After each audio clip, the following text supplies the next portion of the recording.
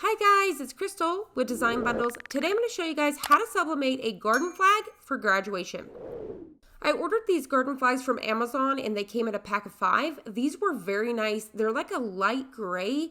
I was kind of concerned, but they came out so nice. Now, keep in mind for the size that you're printing, so maybe you can only print an 8.5 by 11, so you want to choose a garden flag that's that size. Now, mine is a little bit bigger, so I just kind of had a border around my design. I printed my design on 11 by 17. Now, the first thing you want to do is lint roll and pull out any moisture from your flag. Then the next thing that I like to do is I like to place my printed design underneath my heat press for a few seconds. This is going to help dry the image a lot faster. It just helps with your sublimation. Because this has so much ink in it, the page just feels kind of wet, if you will. So this is something I personally like to do, and I think it just really, truly helps.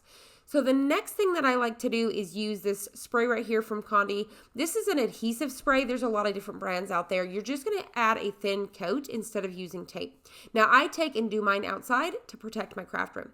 So you're just going to face down on your flag, and then you're going to take it over to your heat press 400 degrees for 60 seconds. Now I'm going to put down a piece of parchment paper to protect my platen, and then I'm going to put the flag down and then my image face down, which is already obviously on the flag.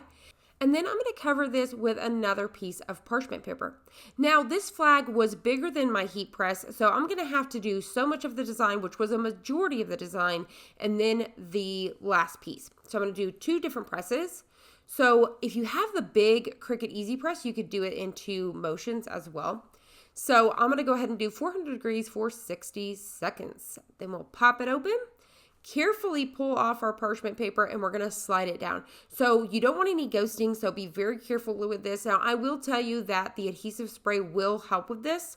So you're just going to be very careful. Now, because I do have seams, I went ahead and used a pressing pillow. This will help avoid those seams as there is a double fold from where the garden pole would go in. Now, I'm going to go ahead and apply another piece of parchment paper on top again to protect my heat press. I've also got one protecting my pressing pillow.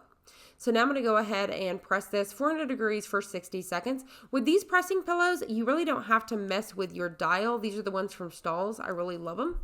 So I'm going to go ahead and pop this open, slide it over, and we're going to go ahead and remove our parchment paper and then go ahead and remove our sublimation paper, and we're good to go.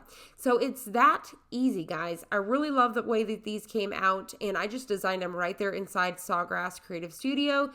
Once again, I really love how thick these are. If you notice from the back, you can't even see through them.